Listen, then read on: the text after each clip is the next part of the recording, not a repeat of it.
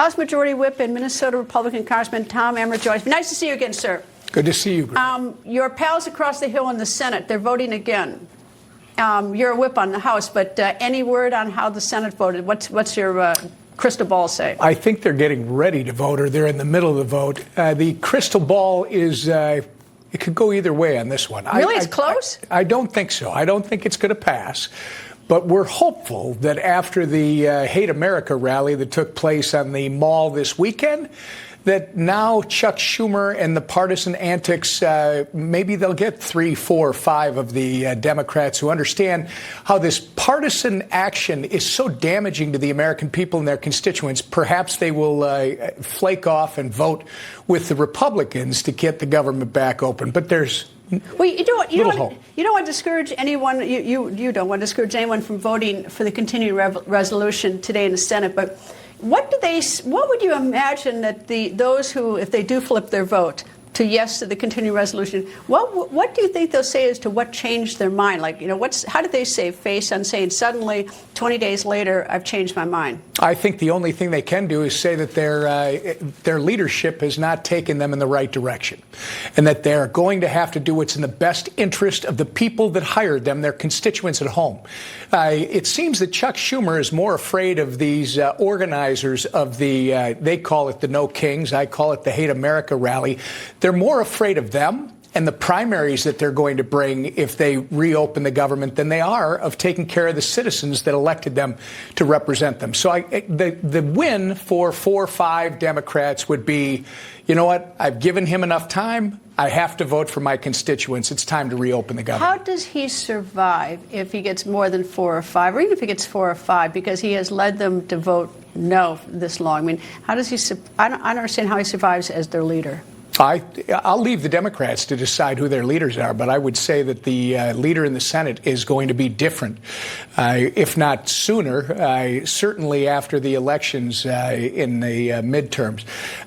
Clearly not ready for prime time or over the hill, however you want to look at it.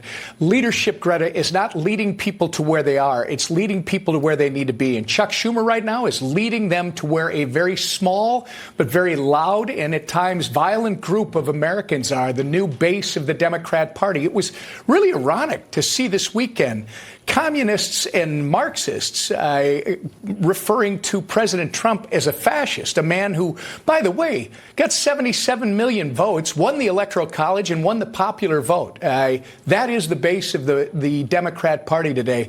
I think it's a party that's dying, frankly. Well, you and I are both in the Midwest, so I sort of know about flights going to the Midwest. There aren't that many going to Minneapolis from here every day. So I imagine you're on a flight sometime with Senator Klobuchar and Senator Smith, both women Democrats in Minnesota. And I don't know if you get stuck in line next to them, but do you have conversations with them at all?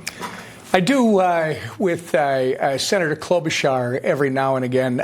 Senator Smith is doing her best to claim the shutdown is due to health care when, in fact, she voted to gut the $50 billion rural health care fund that we created back in July. So there isn't a lot of positives that we are getting from the other side of the aisle right now. What are the constituents in Minnesota saying? They have 2 very important Democratic senators.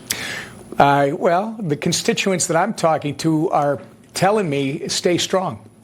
You don't negotiate when there's nothing to negotiate. This is a clean, continuing resolution. It's something that not only have Democrats voted for just 6 months ago, they voted for the same thing 13 times under Joe Biden. The only thing that's changed is now Chuck Schumer is afraid of his future, his political future, and he's trying to hold off the rabid far left. And that's not something you negotiate. If he falls flat, if Senator Schumer falls flat and everybody turns against him in the Democratic Party, both those women are going to have some explaining to do why they were supporting him. And I'll leave that to them to explain. Right now, this is a mistake. I mean, literally, they're costing Americans $400 million a day with this shutdown. You already talked about the air traffic controllers. There's some 13,000 of them. You talked about it on your opening, but you've left out the 50,000 TSA agents that also will stop getting a paycheck after this Friday. We've got 100,000 people on WIC in Minnesota. We got another 425,000 that rely on SNAP benefits, which, by the way, they all got letters that if this thing extends to the end of the month, those benefits will be at risk. All right, let me turn to the Democratic complaint. It's over health care costs, and I'm not, there's a whole debate. I mean, there's a whole discussion whether that's in this. This is only a continuing resolution to continue things. But separate from that, do you have a solution, Republican Party, or a plan or anything? This health care has been a problem, a scourge of Republicans, Democrats, Americans. Nobody's come up with a solution.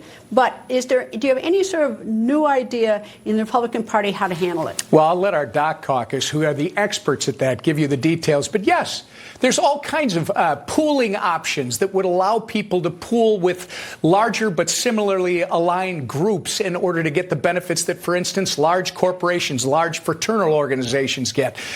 What we're dealing with right now is the failures of Obamacare. Obamacare has literally driven these higher prices over the last many years, and now Democrats want to continue to prop up Obamacare when, in fact, we should be doing exactly that, Greta.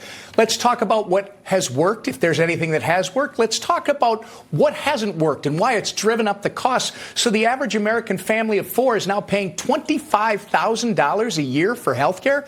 We can do better, Greta, but we got to be able to open the government and have that internal discussion between Republicans and Democrats. You mentioned pooling. Every time someone mentions, I think to myself, I need to check on this. I think that, if you're a single person, you can't get into a big pool. But you can join AARP. They don't have that 50-year requirement anymore. I think it's $15 a year, and then you get into their pool. That's a big pool. I mean, so there are sort of sneaky ways that you get into, not sneaky, I don't mean sneaky in a crafty way, but there are clever ways that you can get into some pool in the short run. But costs are just so astronomical. They're just destroying some families, and something has to be done, and I don't have the answer. Well, there are many different ideas out there. Let's just acknowledge what we've been doing has not been working.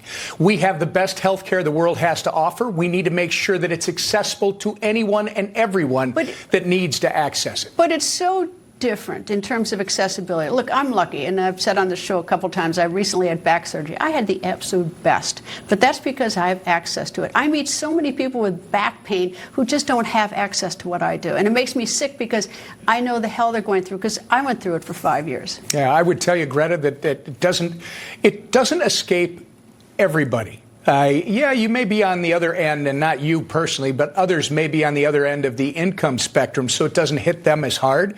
But you talk about just solid, even upper middle class families in this country, especially when you start to get to your 60s, your 70s, and beyond. It becomes incredibly difficult to pay for just the basic health care needs. Medicare isn't a bad program. Medicare has been that's been a program since the late 60s. It may need some, correction here and there, but that's actually been a pretty good program. Actually, you just hit it. We can't just say it's been a good program. No, we have to fix it. Yeah. Even the technology of medicine has changed drastically, so the needs have changed drastically in how you do it. But it's a program. My objection to Obamacare is that we should have modeled a little bit if you're going to do something after Medicare, because that has been a successful program. Well, competition and transparency are the two most important things, no matter what the topic we're talking about, and especially in health care. House Majority Whip Tom Emmer, thank you for coming in, and we'll see how that vote turns out, and we'll see how your two senators vote. Always nice to see you. Thank you, sir. Thank you, Greta.